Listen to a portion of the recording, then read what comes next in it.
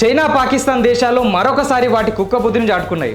So Pakistan ప్రధాని అయినటువంటి Shahbaz Sharif China పర్యటనకు పోయినప్పుడు వీళ్ళు వాళ్ళ ఒక ఉమ్మడి ప్రకటనలో జమ్మూ కాశ్మీర్ గురించి ప్రస్తావించారు. అరే నువ్వెవర్రా బై జమ్మూ కాశ్మీర్ గురించి మాట్లాడడానికి? మన దేశ విదేశీ వ్యవహారాల శాఖ అధికార ప్రతినిధి అయినటువంటి రణధీర్ జైస్వాల్ దీన్ని తీవ్రంగా ఖండించిండు. భారత్లో జమ్మూ కాశ్మీర్ కావచ్చు, లడాక్ కావచ్చు, ఇవి రెండు భారతదేశంలోని అంతర్భాగాలే భూత భవిష్యత్ వర్తమాన కాలాల్లో.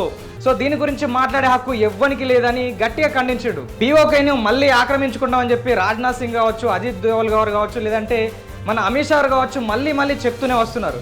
అరే వీనికి ఇంకా బుద్ధి లేదు. పాకిస్తాన్కి ఒకవైపు ఆఫ్ఘనిస్తాన్ నుంచి వెళ్ళి వాళ్ళు, ఒకవైపు బలూచిస్తాన్ నుంచి వెళ్ళి బలూచిస్తాన్ లిబరేషన్ వాళ్ళు దాడి చేస్తున్నారు. ఇటువైపు ఇరాన్కు వ్యతిరేకంగా పాకిస్తాన్ పనిచేస్తానని వాళ్ళు దాడి చేయడానికి రెడీ ఉన్నాడు.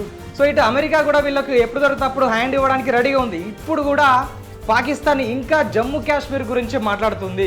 అంటే తినడానికి తిండి లేకున్నా కానీ మీసాలకు సంపెంగనం అన్నట్టు వాణి దేశంలో పుట్టేడు ప్రాబ్లమ్స్ పెట్టుకొని మళ్ళీ జమ్మూ కాశ్మీర్ గురించి మాట్లాడుతుంది.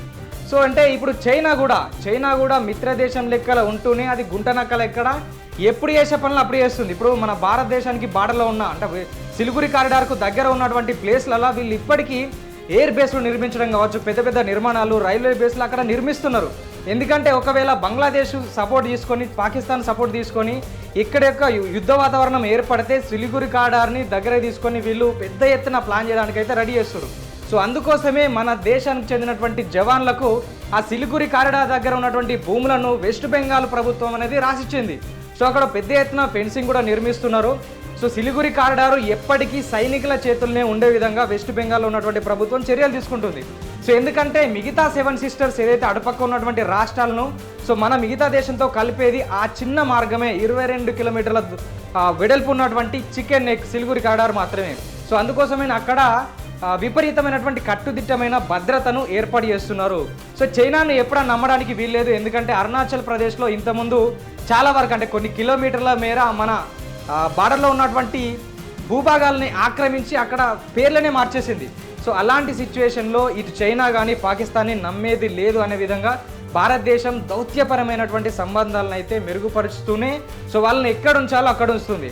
గతంలో మనకు ఎట్లుందంటే చైనాకు మనం యుద్ధం చేయాలంటే పర్వత ప్రాంతాల్లోకి వెళ్ళే ఎక్విప్మెంట్ కానీ, అక్కడికి రవాణా వ్యవస్థ కానీ, అక్కడికి వెళ్ళే ట్రక్కులు కావచ్చు, వాహనాలు కావచ్చు లేకపోతుండే.